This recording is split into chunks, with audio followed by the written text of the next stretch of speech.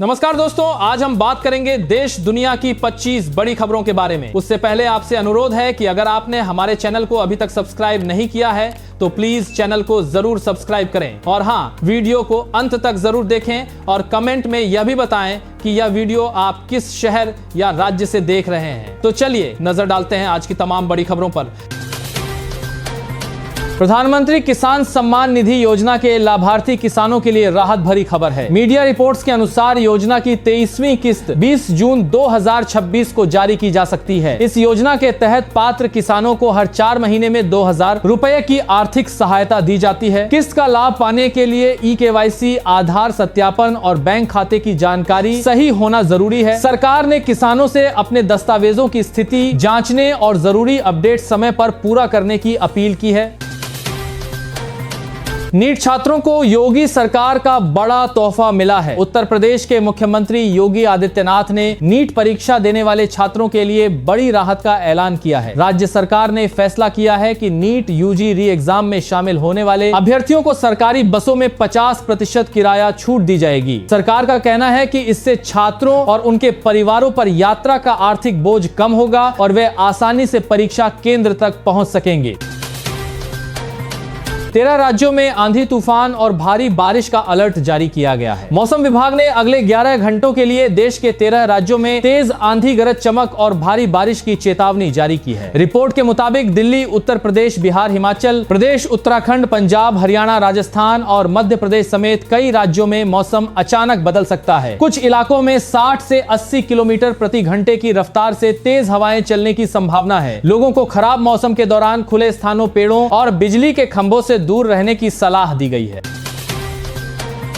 Telegram ban पर Telegram के CEO भड़क गए हैं। टेलीग्राम के सीईओ पावेल ड्यूरोव ने भारत में लगाए गए अस्थायी बैन पर प्रतिक्रिया देते हुए कहा है कि टेलीग्राम को बैन करने से लीक नहीं रुकेंगे, लोग सिर्फ दूसरे ऐप्स पर चले जाएंगे। ड्यूरोव का कहना है कि ऐसे कदमों से करोड़ों आम यूजर्स प्रभावित होते हैं, जबकि गलत काम करने वाले लोग दूसरे प्लेटफॉर्म का इस्तेमाल शुरू कर देते हैं। बता दें कि केंद्र सरकार ने नीट यूजी री एग्जाम से पहले पेपर लीक रोकने के लिए टेलीग्राम पर 22 जून तक अस्थायी बैन लगाया है।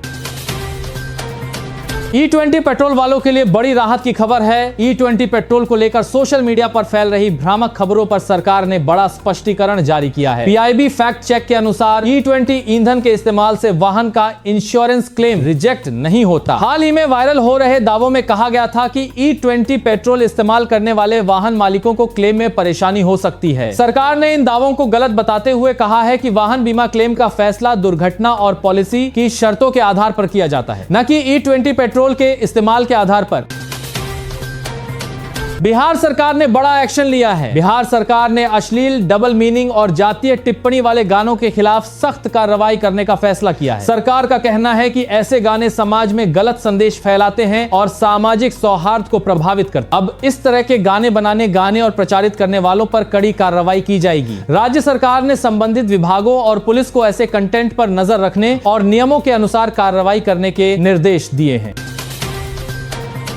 अर्जेंटीना के स्टार फुटबॉलर लियोनेल मेसी ने फीफा वर्ल्ड कप में एक नया रिकॉर्ड अपने नाम कर लिया है। मेसी अब विश्व कप इतिहास में सबसे ज्यादा गोल करने वाले खिलाड़ियों की सूची में संयुक्त रूप से पहले स्थान पर पहुंच गए हैं। यह उपलब्धि उनके शानदार अंतर्राष्ट्रीय करियर में एक और बड़ा अध्याय जोड़ती है। फुटबॉल विशेषज्ञों का मानना है कि मेसी का यह रिकॉर्ड आने वाले वर्षों तक याद रखा जाएगा और यह उनकी महान खिलाड़ियों में गिनती को और मजबूत करता है।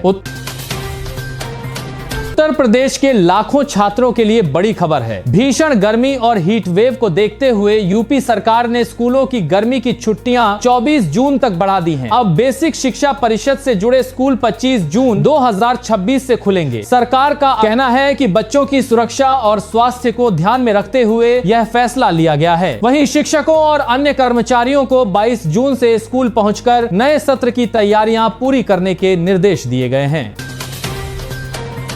नीट यूजी 2026 री एग्जाम को सुरक्षित और गोपनीय बनाने के लिए भारतीय वायुसेना ने बड़ी भूमिका निभाई है। रिपोर्ट के मुताबिक वायुसेना ने परीक्षा के प्रश्न पत्रों को देश भर के 18 अलग अलग स्थानों तक हवाई मार्ग से पहुंचाया ताकि पेपर लीक जैसी किसी भी संभावना को रोका जा सके। एनटीए और सुरक्षा एजेंसियां इस बार परीक्षा की निगरानी के लिए विशेष इंतजाम कर रही हैं। गौरतलब है कि पेपर लीक विवाद के बाद 21 जून को नीट यूजी 2026 की पुनर्परीक्षा आयोजित की जाएगी। थी। तमिलनाडु में खाली शराब की बोतल लौटाने पर 10 रुपए मिलेंगे। तमिलनाडु में शराब की खाली बोतलों को वापस लेने के लिए AI आधारित स्मार्ट मशीनें लगाई गई हैं। इन मशीनों में बोतल जमा करने पर उपभोक्ताओं को 10 रुपए प्रति बोतल वापस दिए जाएंगे। सरकार का उद्देश्य पर्यावरण संरक्षण, कचरा कम करना और बोतलों की रिसाइकलिंग को बढ़ावा देना है। नीट यूजी री एग्जाम से पहले लगाए गए अस्थायी बैन के खिलाफ टेलीग्राम ने दिल्ली हाई कोर्ट में याचिका दायर कर दी है। कंपनी का कहना है कि पूरे प्लेटफॉर्म पर प्रतिबंध लगाने से करोड़ों आम यूजर्स प्रभावित हो रहे हैं, जबकि गलत काम करने वाले दूसरे ऐप्स का इस्तेमाल शुरू कर देते हैं। टेलीग्राम ने अदालत से सरकार के इस आदेश को रद्द करने की मांग की है। वहीं सरकार का कहना है कि 21 जून को होने वाले नीट यूजी री एग्जाम को सुरक्षित और निष्पक्ष बनाने के लिए यह कदम उठाया गया है।